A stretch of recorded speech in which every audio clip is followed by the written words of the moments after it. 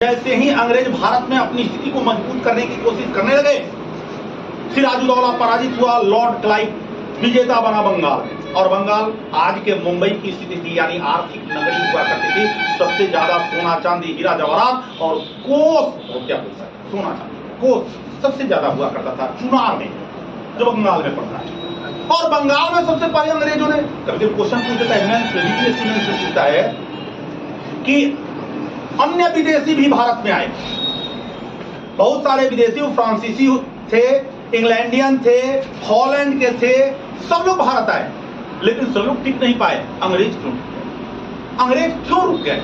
उसमें तो जवाब देना पड़ता है कि अंग्रेजों ने भारत की आर्थिक नगरी बंगाल के बारे में बेहतर तरीके से जाना, और जहां पर सबसे मजबूत कोष हुआ करता था, सबसे आर्थिक नगरी जो हुआ करती थी, सोने चांदी हीरे जवाहरात का जहां स्टोर था, सबसे पहले वहीं पर इन लोगों ने कब्जा करना शुरू और 1757 से लूटना शुरू कर दिया। लॉर्ड क्लाइव और सिराजुद्दौला के बीच के युद्ध ने यह फैसला कर दिया कि अंग्रेजों के पास अब पैसे कम होने की बात कदापि। और 1764 के बक्सर के युद्ध ने तो पूरे देश के भारतीय बादशाह शाह आलम द्वितीय को पराजित करके अब पूरे जमीन कर दिया, और भारत में अब उनकी स्थिति मजबूत हुई। 1773 से अंग्रेजों ने भारत में एक नियम कानून धीरे धीरे बनाने की प्रक्रिया शुरू कर, जिसे रेगुलेटिंग एक्ट 1773 का रेगुलेटिंग एक्ट के नाम से जाना। भारतीय संविधान भले ही 50 में लागू हुआ हो, 26 जनवरी 1950 को, लेकिन भारतीय संविधान अगर एग्जाम में पूछता है तो सीधे आप बताइएगा कि भारतीय संविधान शुरू होने की प्रक्रिया 1773 के रेगुलेटिंग एक्ट, जो अंग्रेजों ने पहली बार अपना एक एक्ट, एक नियम, एक अधिनियम, एक कानून जो भारत में भेजा, यही से प्रक्रिया शुरू होती है संविधान बनने, जो अंततः हर 10 साल पर एक्ट आना था।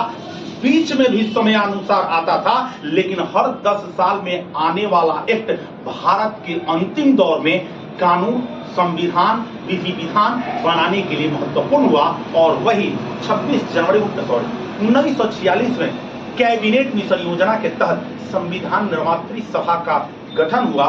2 वर्ष 11 माह 18 दिन में संविधान 26 नवंबर 1949 को पूरी तरह तैयार हो गया, जिस दिन 15 अनुच्छेद, याद रखते जाइएगा, 26 नवंबर 1949 को 15 अनुच्छेद लागू किए गए।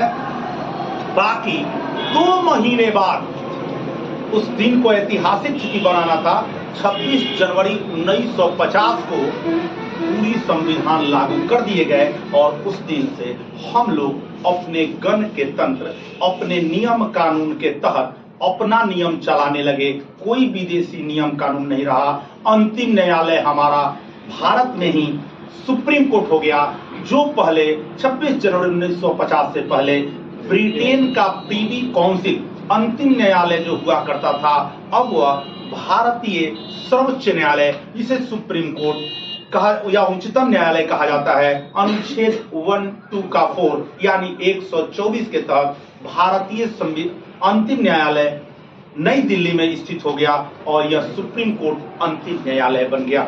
मतलब यह विधि विधान जो सभी लोगों पर एक समान रूप से लागू होता है, वह विधान जो सभी भारतीयों पर एक समान रूप से लागू होता है,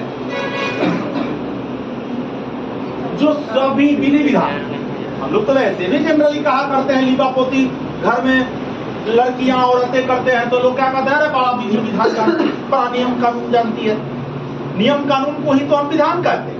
और इसमें यह नियम कानून जब सभी भारतीयों पर एक समान रूप से लागू हो जाए तो उसे क्या कहेंगे? और तो आप जानते हैं, वही रिक्शा ठेला वाला अगर मर्डर करे, वही रिक्शा ठेला वाला यदि वोट दे, बराबर वैल्यू एक मंत्री, एक विधायक, एक अधिकारी जो मर्डर करेगा, वही केस दर्ज होगा जो एक रिक्शा ठेला वाला। अलग अलग किसी के लिए नियम कानून, यानी सबके लिए समान है। यह विधान जो है, यह नियम कानून जो है, सभी के लिए क्या है? समान है। जब संविधान लागू हुआ था उस समय कितने चैप्टर थे, जिसे भाग कहते हैं? 22। अब बढ़कर के कितने लगभग है ना? अनुच्छेद कितने थे? 395। अनुच्छेद यानी आर्टिकल्स, आर्टिकल्स थे 395, जो अब लगभग 450 से भी अधिक हो गया है ना। और अनुसूची कितनी थी? शेड्यूल जिसे हम लोग कहते हैं अनुसूची। अनुसूची कितनी थी? 8। और वर्ग के कितनी हो गई? अब कितनी है? अभी 12 है। जब संविधान लागू हुआ था तो आर्टिकल 395, और जब संविधान लागू हुआ था तो मन 100 में बढ़ गया। तो डार्विनवाद का विकासवाद सिद्धांत है कि तीसरी चीजें लगातार विकास करते जाती है। आप देखिए ना, सचिन तेंदुलकर ने इतना रिकॉर्ड बनाया था, धीरे धीरे उनका सारा रिकॉर्ड टूट गया और वह देखते रह गए। माउंट एवरेस्ट जो 8848 मीटर उसकी हाइट हुआ करती थी, 8848 मीटर जिसकी हाइट हुआ करती थी 8850, यानी धीरे धीरे माउंट एवरेस्ट भी बढ़ रहा है। यानी इस पृथ्वी पर जितनी भी चीजें हैं लगातार क्या करती है? डेवलप करती है, विकास करती है। अब आप हम लोग कितना विकास किए? वो हल्का मोबाइल जो आया करता था, मोबाइल हम लोग के घर में, इतना बड़ा मोबाइल, वो में एक एरियल निकला और चार्जर पूछिए मत, लगता था कि 12 वोल्ट का बैटरी चार्ज कर रहा है, बड़का चार्जर आया करता, पॉकेट में चले करके अपने चलते। फिर इसके बाद धीरे धीरे फोन छोटा होने लगा। फोन धीरे धीरे क्या हुआ? छोटा होने लगा। इसके बाद फोन धीरे धीरे स्मार्ट होने लगा। अब इतना स्मार्टफोन हो गया कि हमसे ज्यादा स्मार्ट है। हम अपने सर पर भले कवर लगाते हैं चाहे नहीं लगाते हैं बाइक चलाने के समय, हेलमेट, लेकिन मोबाइल हवा में जरूर लगाते हैं। मोबाइल कवर जरूर होना चाहिए, क्योंकि वो गंदा हो जाएगा, टूट जाएगा तो रुपया कहां से आएगा? 100 रुपये फट जाएगा तो फिर दवाई हो जाएगा। सर फूटेगा तो ध्यान रहे कि दूसरा कोई दवाई कराएगा, इसलिए सर फूटने की कोई चिंता नहीं। लेकिन मोबाइल फूटेगा तो आपको खुद खर्चे करने पड़ेंगे, इसलिए मोबाइल बचाना। वाह, ऐसा लोग जानते हैं, ऐसी बात नहीं है, पता है। मोबाइल फूटने में और सर फूटने में अंतर है। मोबाइल फूटेगा तो खुद का खर्चा है, सर फूटेगा तो दूसरे का खर्चा है, क्योंकि उस समय तो आप कुछ कर नहीं पाइएगा। दूसरा कोई आएगा, लाद के ले जाएगा, सुई दवाई कराएगा, बाद में क्या होगा नहीं होगा छोड़ दीजिए, पैसा अभी दूसरे का। मोबाइल फूटेगा आपका लगेगा, इसलिए सस्ता क्या है? सर फुरवा ले। मोबाइल फुरवाना आपके नजर में यही है। अरे बाद में कहिए को भी टच किया ना तो मेमोरी गायब हो जाता है। 32 GB या 64 GB जितना बड़का देखते हैं मेमोरी, वो से बड़का मेमोरिया है में है। आई मेमोरिया जब फेल करता है ना तो रिकवरी नहीं कर पाता है। आप लोग खाली फिल्मों में देखे हैं, हम सामने भी देखे हैं, ये रिकवरी नहीं है। इसलिए ध्यान रहे, गाड़ियां चलाने के समय तरी हेलमेट जरूर लगा लीजिए, नहीं तो सारा डिजाइन भूला जाएगा जिस दिन तनी इन्होंने ठेक जाएगी। आप नहीं सटिएगा कोई बात नहीं। आजकल तो लड़के इतना बढ़िया कैंचिया चाल सीखे कि वो आकर के सटा देंगे, आपको सटने की जरूरत क्या है? अब वो कहाँ जाएंगे उसका छोड़िए, आपको कहाँ ले जाएंगे आप अपना जान। इसीलिए कहता हूं कि एजुकेशन यह जरूरी नहीं है कि आप ले लिए एजुकेशन, आपके पास शिक्षा हो गई तो आप बहुत बड़े व्यक्ति हो गए, ये अच्छी बात है। लेकिन अगर आप समाज को एजुकेटेड नहीं कर पा रहे हैं, अगर समाज को कुछ नहीं दे पा रहे हैं, तो अगला समाज आप पर भारी पड़ेगा। अगर वह ड्राइवर, अगर वह लड़का अच्छे घर का होगा, अच्छे पढ़े लिखे व्यक्ति का होगा, तो घर वाले इतना दबाव डाले होंगे कि कम से कम तेज चलाएगा भी तो कैंचिया चाल नहीं चलाएगा, ना तो तुरंत उलट पलट करके चलाते हैं। और उसमें ज्यादा दिक्कत नहीं है, एक रोरा ना पड़ जाए। अगर रोरा जैसे वो पलट रहा, रोरा खाली पड़ जाए, इसके बाद वो नीचे आने वाला ऊपर, ट्रक ऊपर, ये नीचे, सारा लोग चारों तरफ। मतलब क्या है कि अगले वाले दूसरे समाज को भी एजुकेटेड करना जरूरी है, केवल खुद के पढ़ करके और आगे निकलना कहीं देते। इसलिए थोड़ा सा उन लोगों के लिए भी हमें सोचना चाहिए, केवल अपने पढ़ करके रहना कहीं से उचित नहीं। तो ये भाग में बता चुका हूं, अनुच्छेद भी बता चुका हूं, आज अनुसूची की चर्चा है। लेकिन हम ये दोनों में थोड़ा सा अंतर, ये अनुच्छेद आर्टिकल्स जो है और यह अनुसूची है। आर्टिकल्स के बारे में तो हमने बहुत सुना, भाग 1, भाग 2, भाग 3, 4, 5 क्या होता है, क्या उसमें चर्चाएं हैं, सब अलग अलग हम लोग जान लिए, याद नहीं हो गया। लेकिन तो भाई अनुसूची क्या है? जबकि ये भी संविधान में जुड़ा हुआ चीज है, संविधान में लिखा गया है, तब आर्टिकल क्या है? आर्टिकल माने का शॉर्ट कोट में दिया गया कभी कभी से संयोग से लोग इसमें धारा भी इसे कहते है, नहीं धारा, उसमें और अलग अलग जोड़े गए हैं, लेकिन कभी कभी इसे जोड़ दिए गए। यानी संविधान का वह पॉइंट जो वन बाई वन करके एक एक करके डायरेक्ट रूप से शॉर्ट में लिख दिया गया। अनुच्छेद, अनुसूची किसी विषय के बारे में संविधान में विस्तार से लिखी गई एक एक करके अलग अलग विस्तृत जानकारी क्या कहलाती है? बस क्या कितना हो, कितना क्या है? आज यही तो अनुसूची हमें पढ़नी है। अब हम चलते हैं अनुसूची के बाद। कहां चलेंगे? तो सबसे पहले अनुसूची, अनुसूची का मतलब अभी बताया था, अनुच्छेद अनुसूची में अंतर। अनुच्छेद माने वन बाई वन एक एक करके शॉर्ट कोट में सभी भारतीयों और सभी चीज के लिए बनाया गया नियम कानून अनुच्छेद, हर चीज के लिए शॉर्ट कोट में आया। अनुसूची किसी विषय पर, किसी चीज पर विस्तार से किया गया वर्णन क्या कहा जाता है? अनुसूची यानी शेड्यूल। शेड्यूल यानी अनुसूची। आप लोग कहते हैं कि भाई सूची में डाल दीजिए, माने विशेष वैसा सूची जिसमें किसी विषय पर विस्तार से वर्णन हो, उसी को क्या कहते हैं? पहली अनुसूची में क्या चर्चा है जी? मैं अनुच्छेद पहला में पढ़ाया हूं, भाग 1 अनुच्छेद 1, भारत राज्यों का संघ होगा जिसका नाम इंडिया, वही तो संबंधित है ना, लेकिन वो शॉर्ट में करके निकल गया। अब यहां पर जो है अनुसूची 1 में क्या दिया गया है? संघ एवं राज्य क्षेत्रों का। अब संघ माने जानते हैं केंद्र, माने देश, पूरा देश। तो पूरे देश जो है और उसमें राज्य का डिवाइडेशन कैसे होगा, किस तरह से होगा, क्या कमियां क्या अधिकता रहेगी, यानी पूरे विस्तार से विस्तृत रूप से वर्णन की अनुसूची में दिया गया है। यानी संघ एवं राज्य क्षेत्रों का वर्णन किस अनुसूची में होता है? 2 उच्च पदाधिकारी कौन कौन? राष्ट्रपति, उपराष्ट्रपति, महालेखा परीक्षक, राज्यपाल, उससे बड़का टॉप मोस्ट जिसे हम लोग कहते हैं टॉप मोस्ट पदाधिकारियों के किसकी चर्चा की गई है? वेतन और भत्ते की चर्चा किसमें है? यानी दूसरे अनुसूची में टॉप मोस्ट अधिकारियों के वेतन एवं भत्ते की चर्चा। भाई कैसे मिलेगा, कहां से मिलेगा, कब मिलेगा, कितना मिलेगा, यह सब चर्चा किसमें है? अनुसूची। भाई जितना बड़का अधिकारी का वेतन भत्ता की चर्चा हम लोगों ने किया है, इन सब लोगों का शपथ कौन दिलवाएगा? यदि वह दिलवाने वाला नहीं रहे, राष्ट्रपति ही नहीं रहे मान लीजिए, तब कौन दिलवाएगा?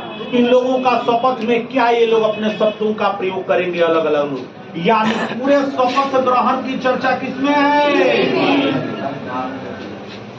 किसमें है? तो फिर चौथा क्या है? अब देखिए, आप लोगों को बताया हूं कि घर में 2 लोग कौन कौन? अरे माई बाप, घर में लोकसभा राज्यसभा माई बाप है। घर में जो माई बाप है वो है लोकसभा है, वो है एगो राज्यसभा है। दोनों खिसियाता है लोग तो घर में जो बनो का मेरी, अब बाकी लोग साइड रहता। मतलब क्या है कि अनुच्छेद 4 जो है ये कहता है कि हर राज्य में कोई गो लोगों को भारत के संसद के राज्यसभा में बुलाया जाएगा। बिहार में कितने राज्यसभा सदस्य? राज्यसभा सदस्यों की संख्या कितनी है? 16 है। यानी 2 टोटल राज्यसभा सदस्यों की संख्या पूरे भारत में 245। कितने हैं? 245 में बिहार में कितने हैं? अलग अलग राज्यों में अलग अलग जनसंख्या के आधार पर डिवाइड किया गया है। तो राज्यसभा के सदस्यों के आवंटन की चर्चा किसमें की गई है जी? एक बात आपको बता रहा हूं, सब पढ़ना तो जरूरी नहीं है, इसलिए ना कि ढेर पढ़िएगा तब विद्वान हो जाइएगा। आप विद्वान हो जाइएगा तब नौकरी नहीं होती हमारे जैसा भाषण। मैं उस दिन गया था सेमिनार में था मैं यहाँ पे अंबेडकर छात्रावास, कौन सा जगह है, राज्यसभा में सीटों का आवंटन की चर्चा किसमें किया गया है? अनुसूची 4 में। तो अनुसूची 5 बताइए।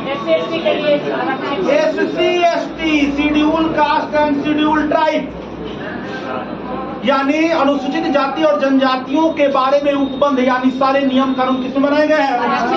अनुसूची 5 में लोग कहते हैं कि भला होता है, भला माने अच्छा होता है, और यह SC ST के लिए भला किसमें होता है?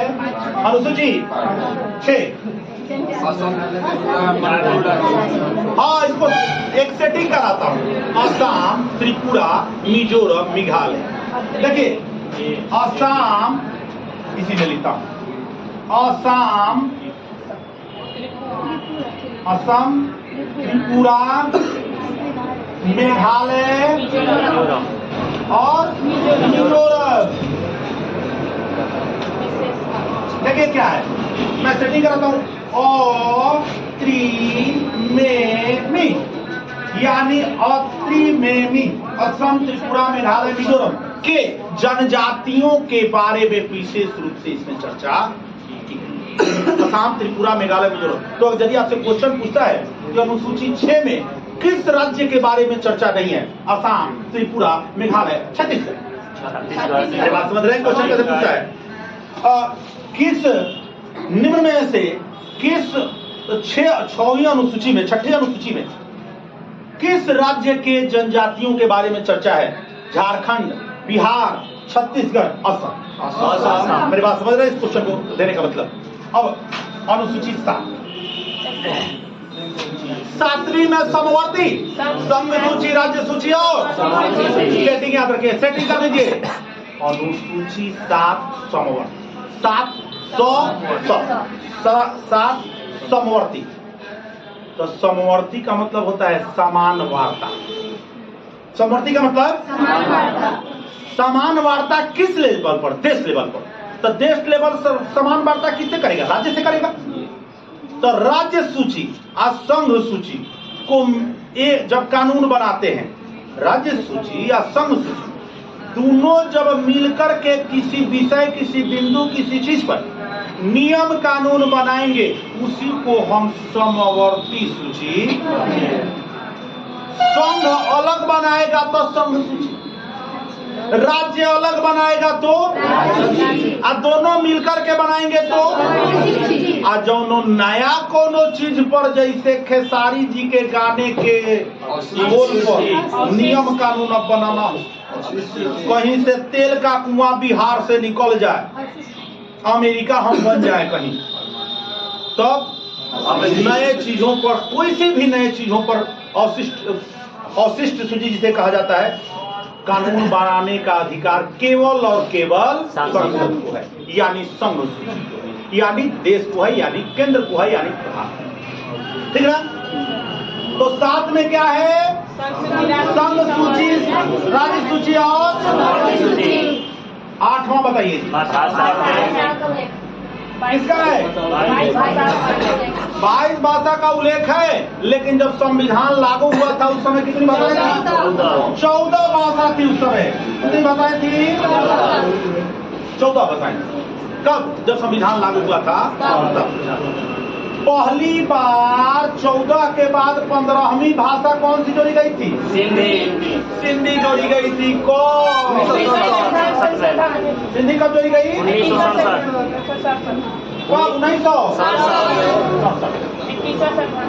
21वां संविधान 21। हाँ।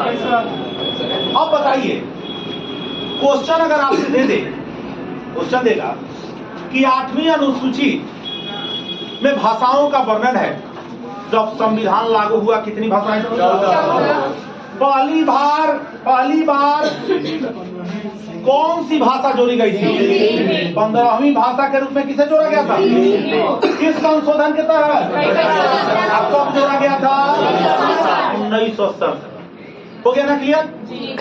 वर्तमान में 8वीं अनुसूची में भाषाओं की संख्या कितनी है? यह तक करना है। इसके बाद 3 गो हुआ, 15 के बाद 3 गो 18 को, इसके बाद 4। इसका टू कितना हो गया टोटल?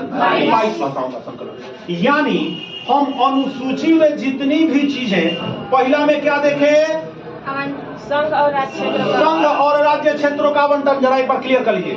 अनुसूची फर्स्ट देखिए, संघ यानी देश और राज्य के बारे में पूरी तरह से विस्तार से वर्णन, कैसे उसका क्षेत्र का इधर उधर किया जाएगा, क्या किया जाएगा, कैसे होगा, कब होगा आदि की चर्चा अनुसूची है ना। संघ और राज्य क्षेत्र का वर्णन अनुसूची। अनुसूची 2 वेतन और भत्ते। किसके वेतन भत्ते? सबसे राष्ट्रपति, उपराष्ट्रपति, राज्यपाल, लोकसभा अध्यक्ष। इसके बाद क्या है? जितनी भी बड़ी अधिकारी हैं उन सबके वेतन भत्ते किस तरह से, कितना, कहां से दिया जाएगा की चर्चा किसमें है? अनुसूची। और उन्हीं लोगों का शपथ ग्रहण की चर्चा उपरयुक्त पदाधिकारी, सबसे बड़े पदाधिकारी के शपथ ग्रहण की चर्चा किसमें है? राज्यसभा के सदस्यों का आवंटन 4 में, राज्यसभा 4 में। तो 5 में SC/ST का भाला है। SC/ST अनुसूचित जाति जनजाति आयोग वगैरह भी जो देते हैं, इन सबके विस्तार से वर्णन पहले किसमें किया गया है? छठा है असम, त्रिपुरा, मेघालय, मिजोरम और त्रिवेणी के, असम, त्रिपुरा, मेघालय, मिजोरम के जनजातियों के बारे में उपबंध यानी नियम कानून के बारे में विस्तार से चर्चा किसमें है? 7वीं समवर्ती सूची और 8वीं भाषाओं का संकलन। अब आएगा 9वीं अनुसूची, चूंकि 8+4 है। 9वीं अनुसूची बहुत बड़का मैंने जानते हैं, बड़का मैंने कल बता दूं तो ठीक है। अगले क्लास